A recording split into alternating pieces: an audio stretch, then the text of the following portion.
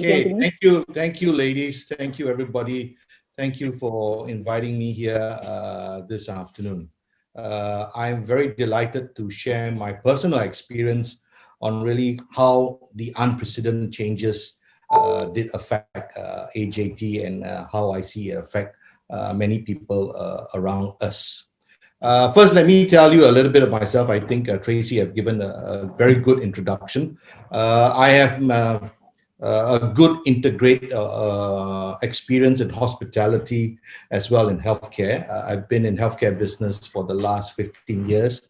I've been a CEO for a hospital in Thailand, which is called the Bamurat, heading the regenerative and preventive medicine. So that gives me a more in-depth of looking at how one should be and how one want to be in terms of their health and keeping themselves healthy. So before I move forward in sharing my experience, I would like to just tell people where I was and where I am today and where we should be moving forward to. Next up, please. In my organization, we are very specialized in concept development. We develop lots of concept in terms of from ground zero, and all the way up to management.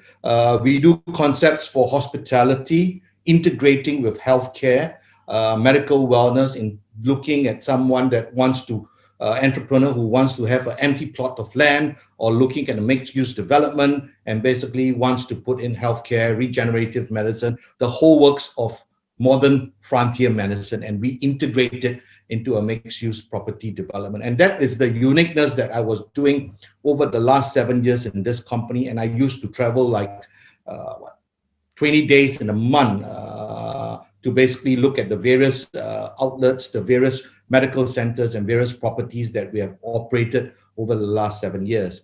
But when the pandemic hit us, that became a totally flat line. I could not move, I could not go around, people could not be meeting me, we could not basically execute what we were supposed to deliver. So that was really an unexpected scenario that we have to manage and cope. Next slide, please. So what did we do basically immediately from an organization that is based in Singapore? And we had like 3 companies in Singapore. We had 2 companies.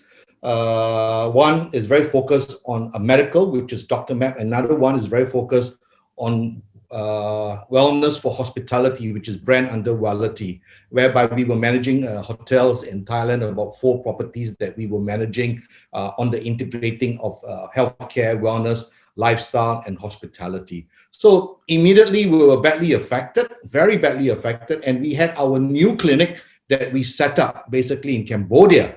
And that was basically carrying the Singapore brand called the Singapore Medical Center. And really, we did the opening in March, the first week of March, and the third week of March, borders were all shut. So immediately, this whole thing basically dropped like a stack of cards without us anticipating this would happen. But we have to do something, because in medical and in hospitality, you got to be really spontaneous. So what we did was we basically restructured the whole organization, looking at what the kind of needs that we got to put up front in terms of cushioning the repercussion, looking at the service flow, looking at patients flow, looking at how patient can still access to the doctors in terms of understanding their reports or their diagnostic or what is next.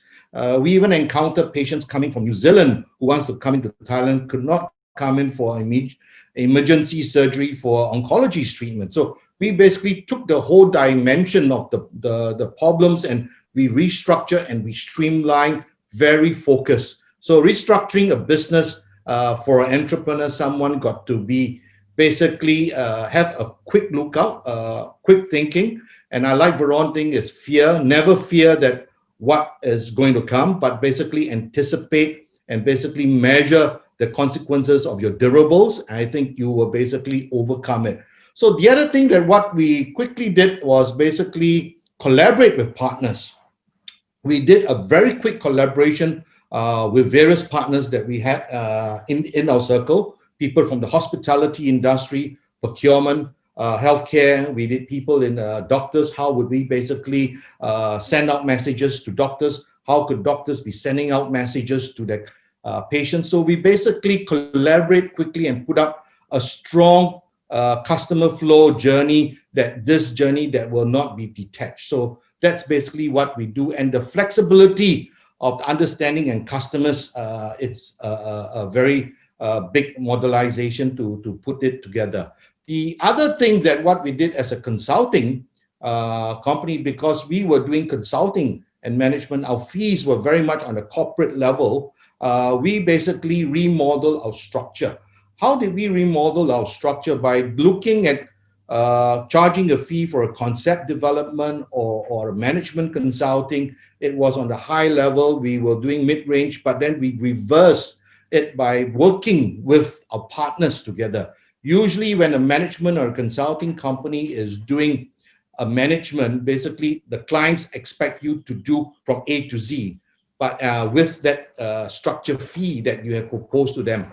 By what we did was basically we then collaborate and working alongside with our clients, so whereby our fees were basically able to drop as good as about 40%.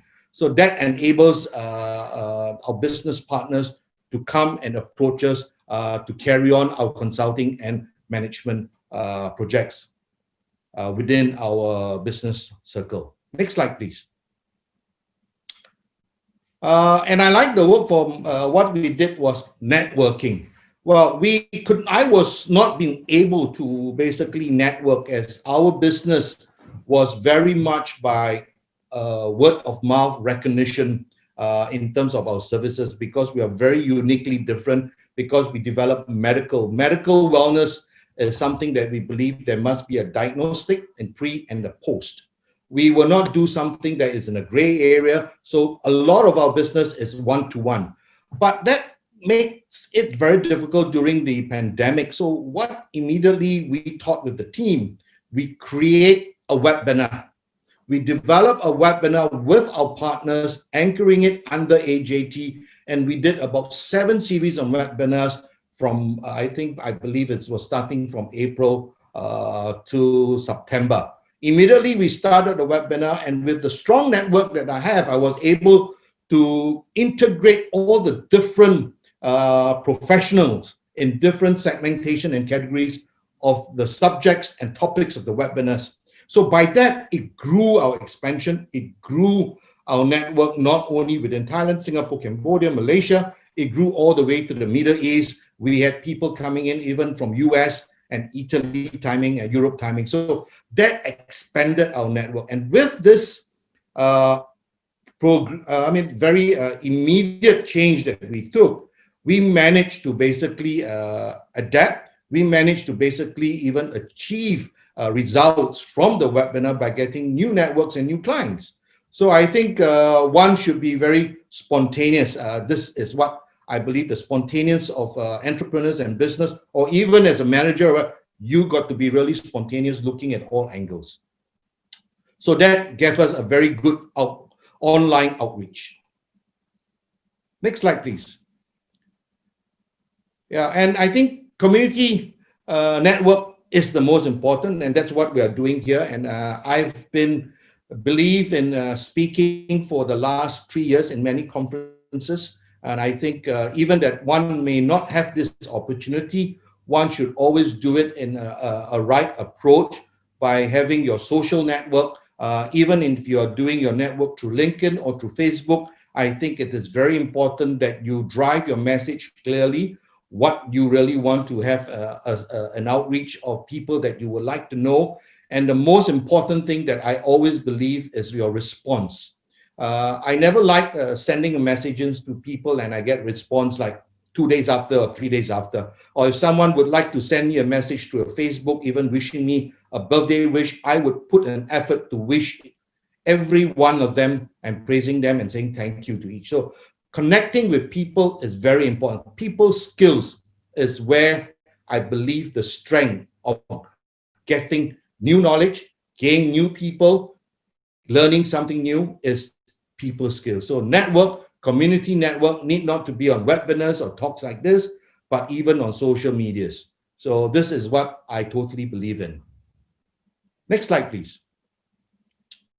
So strengthening network, we basically, just to share our network strength, because being in hospitality and in healthcare, we got to be very precise, very specific in the network of people that you would like to collaborate with, looking at your individual business. For me, if you look at the strength of my network that I have just on this screen is healthcare. So I'm very sure that the network of people that I would like to be in my collaboration got to be specifically and able to assist me in my deliverables, able to basically look at results oriented and taking ownership of what we would want to deliver for our clients. Next slide, please.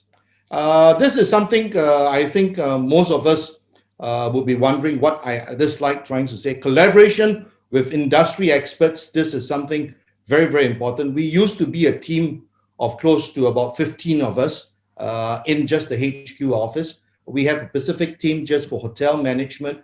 Once this pandemic hit us early this year, we basically streamlined. We lost 4 hotels. We basically removed that staff strength, and we basically partner with an assisting hotelier or a management company that merge and integrate medical wellness management. So that basically took off the load, but we still maintain the service, or in fact, even better, because the two parties are more focused. One is focused on medical, which is us, and another party is focused on hospitality. So the strength of 2 to 1 is much better than someone doing 1 for too many things. So I think collaboration is the biggest strength that one should be looking at. Thank you. So that's my personal sharing in terms of unexpected and what we should be doing spontaneously. And I always believe in moving forward with your passion, creating your objective, setting your visions correct, and I think it will basically lead you to a better year. In fact, to be very honest, indirectly, I would like to thank COVID-19, because the people around the world now start to believe in what I used to be preaching in immunity, whereby those days nobody believed in prevention. Today, everybody is much aware of prevention, keeping your health at its peak. And to be honest, we receive more inquiries than what we used to receive 1 year back.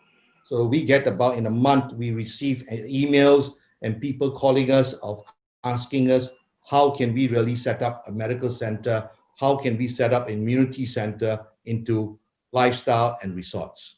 So I think please always believe and move forward towards caring for yourself, as my take-home message. Caring, never fear is one thing in your business, and basically believe in your passion, drive collaboration, network, and communicate. Thank you.